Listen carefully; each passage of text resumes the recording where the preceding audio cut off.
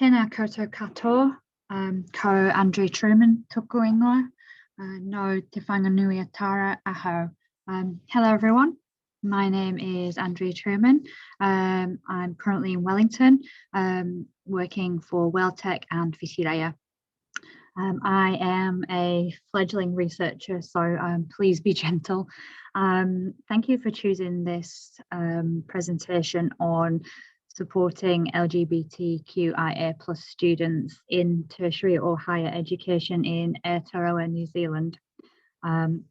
Just a note about the title, the research criteria was not limited to those individual identities mentioned in the title. It's just representative of the participants who took part. So, as an educator, my area of interest is providing support and reducing barriers for our most vulnerable groups. This was a thesis project for me for a master's degree. Upon the first look at this research topic and from word of mouth feedback, LGBTQIA plus students were telling me that they can be overlooked within the education community, as they do in wider society with policy and legislation. Therefore, I wanted to have a look at some of their lived experiences. So my question was, how and in what way do gender and sexually diverse students experience the tertiary education sector in Aotearoa, New Zealand? My aims were to examine these experiences, to understand how well educators and educational institutions support this group. The objectives were to identify any changes for support and enhance positive experiences and make recommendations which inform professional practice among educators. So this research was a learning curve with regards to the breadth of language used among the LGBTQIA plus community. So my starting point was just with language and terminology. These are just some of the terminologies used within this research. We're always learning, especially Indigenous language and language used by some of our Pacific neighbours, which you will see up there, Te Reo Māori language representative and a Samoan representative on the list too. So have a look. You'll likely know some of these, but some of them would be very new to you.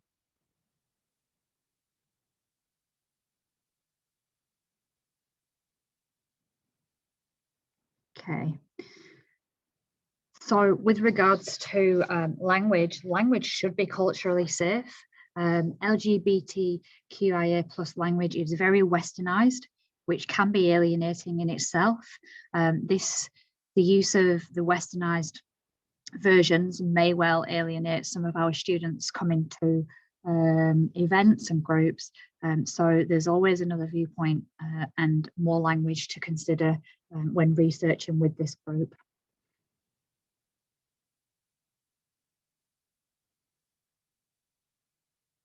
Okay, so what do we know in New Zealand? So in New Zealand, we know that many LGBTQIA plus students are failing to reach the same academic potential as their heterosexual peers due to heteronormative nature of tertiary institutions. There's a continual rise in negative outcomes for LGBTQIA plus students. LGBTQIA plus youth are proportionately overrepresented in the statistics for mental health, depression, and suicide. Gay and lesbian youth are 4 times more likely to take their own lives than heterosexual peers, while transgender youth are 10 times more likely. Some of our educators and support staff lack the knowledge and confidence to be successful and support our LGBTQIA students.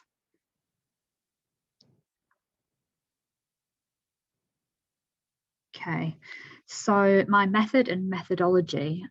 This research framework challenged societal norms, expectations, oppression, power imbalances on campus and among groups, and rejected socio-historical traditions favoured by some of our educational institutions. I noted that there was a lack of queer theory used in New Zealand. So it felt fitting for this project to question our binary approach to education. The research method was advertised on social media. I outreached to some of our rainbow organisations, including Rainbow Wellington, Inside Out, Gender Minorities, Aotearoa, and so on. Selection criteria included their locations were differing, their identities were differing, that they were actively studying, and that they were over 18. I had a few respondents, a high number of transgender individuals, and notably no gay males. I chose to move forward with 6 very different and unique participants. Through doing that, it encountered semi-structured interviewing, one-to-one interviews, mostly face-to-face, a couple via the telephone.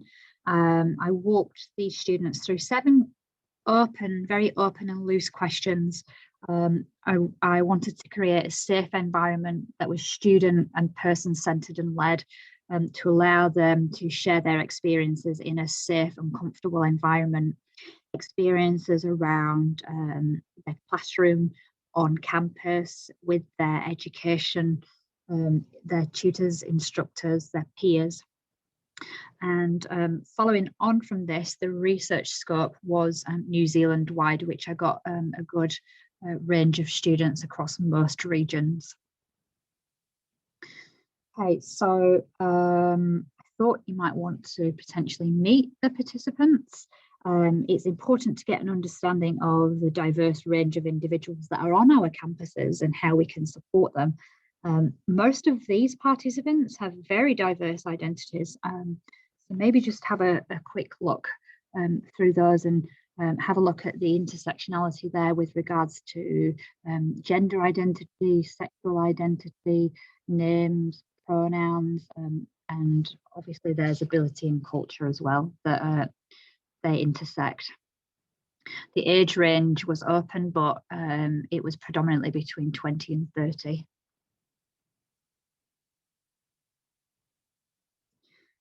Okay, so following on from the interviews, I analysed the transcripts in accordance with Braun and Clark's 2006 6-step thematic analysis.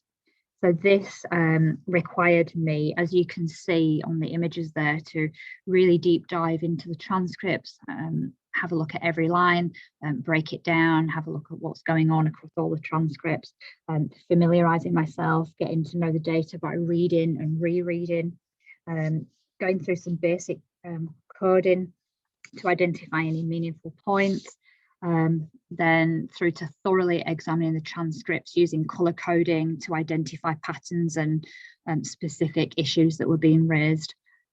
Through doing that, I developed the themes by ordering extracts under various subheadings.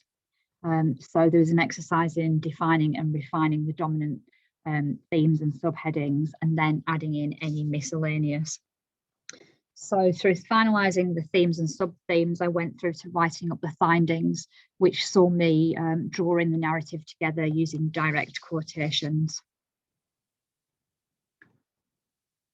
So the analysis took an inductive approach, starting with recording the experiences of the students, analysing them thoroughly and coming up with a theory that LGBTQIA+ students on campus could have improved experiences. So there were 4 main themes to come out of this research. So coming out, so the issues and impacts associated with coming out, stereotypes and assumptions, support, safety and mental health and minority stress, visibility of rainbow groups and events, then institutionalised culture with regards to policy, processes, facilities, bathrooms and campus environment in general. And then the 4th theme was just generally around their on-campus experiences with their educators, their lack of inclusion and consultation, and the challenges around inconsistencies with language. So, findings. There are some negatives and there are some positives. So there are things that we are starting to do and there's things that need a lot more work.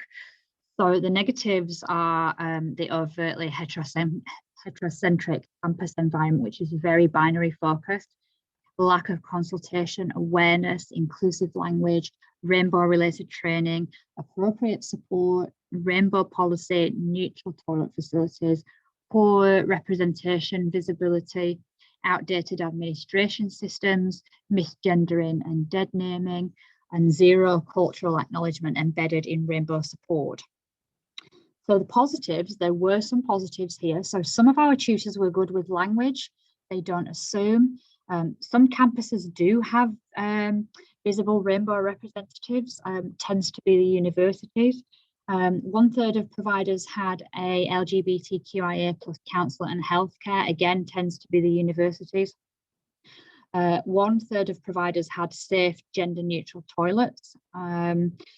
Peer support for LGBTQIA students was available at most campuses. This means within their own group, not something that's set up by the university or the Polytech. And some campuses did have safe rainbow groups and events. So I thought you might like to see some responses from some of the participants. So I'll share those with you now. So the students are telling us that I have faced a lot of discrimination. It was almost like I had a tag on my back. They, the provider, don't even know who we are on campus. It has been a very negative coming out as non-binary. There was no support for the queer community and no safety net. For a full year, I kept my sexuality hidden, which was very awkward when people asked if I had a boyfriend. I felt like if they knew about me, I would lose respect. I volunteer heaps to get students to see me just because I'm visibly queer and Māori. It's like visibility is everything. When you are working with a marginalised community, you can't expect them all to put their hands up. They won't. It's not how it works. There's a big diverse range of people and sexualities and gender out there. There was definitely a handful of students that didn't believe that trans people existed or that they should be treated differently. So what are the students telling us? They're telling us that being authentic on campus can be hard and scary. They're telling us that visibility is important. They're telling us that traditional heteronormative expectations negatively impact them. They're telling us that there's a knowledge gap among educators. They're telling us that there's still stigma attached to the rainbow community. And they're telling us that there's a lack in inclusive support.